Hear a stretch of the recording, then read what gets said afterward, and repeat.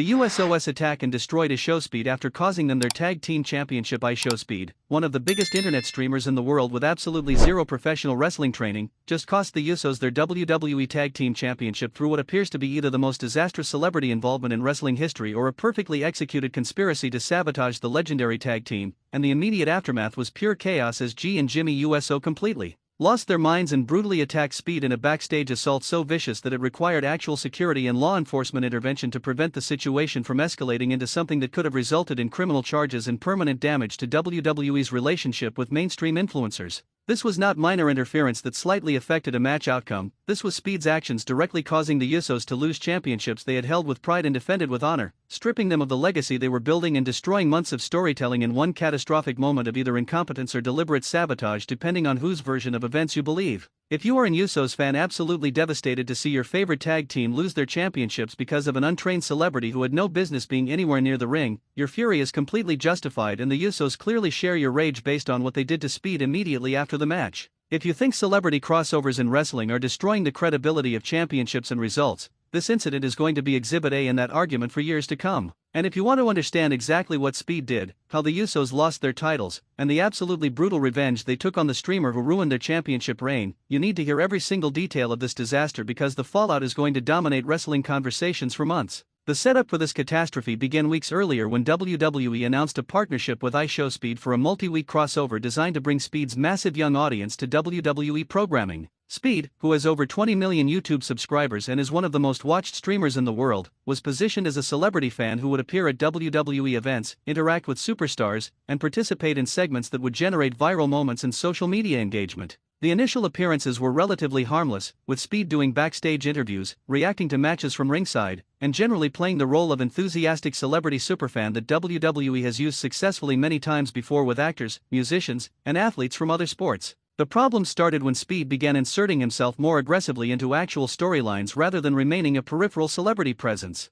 He started cutting promos challenging wrestlers, getting physically involved in confrontations, and positioning himself as more than just a fan but as someone who could actually impact match outcomes. WWE clearly encouraged this escalation because it generated massive social media numbers, with Speed's every appearance trending worldwide and bringing attention from audiences who would never normally watch wrestling. But the lack of training and the blurring of lines between celebrity guest and actual participant created an increasingly dangerous situation that nobody seemed willing to stop because the metrics looked good. Speed's involvement with the Usos began as seemingly friendly interaction. He appeared on their podcast, they did collaborative content for his YouTube channel, and the relationship was portrayed as mutual respect between the legendary tag team and the internet megastar. But then Speed started appearing during Usos matches, sitting ringside and providing distractions that the Usos claimed were helpful but that often seemed poorly timed and potentially problematic. The Usos, being professionals, worked around Speed's presence and even incorporated him into some spots, but you could see in their body language in post-match interviews that they were not entirely comfortable with having an untrained civilian so close to their matches. The championship match where everything went catastrophically wrong was a defense against a rising tag team that had been built as legitimate threats to the Usos' reign. The match itself was fantastic, both teams working at an incredibly high level and telling a compelling story of the veteran champions being pushed to their absolute limits by hungry young challengers. Speed was positioned at ringside in the Usos' corner, supposedly there to provide moral support and prevent any interference from the challengers' allies. For most of the match, Speed stayed appropriately on the outside, reacting to big moments and keeping the crowd engaged with his animated responses. But in the final crucial sequence, as Uso was setting up for the finishing splash that would retain the championships, Speed made a decision that will haunt him and infuriate Usos fans forever. In what he later claimed was an attempt to help by preventing a potential interference, Speed jumped up on the ring apron to confront someone he thought was approaching the ring. The referee, distracted by Speed's presence on the apron, turned away from the action in the ring at the exact moment the challenger's partner actually did interfere from the opposite side, hitting G with a weapon while the referee was yelling at Speed to get down. The interference went unseen because Speed had pulled the referee's attention to the wrong side of the ring, and the challengers hit their finishing move on the stunned Uso for the pin and the championship change.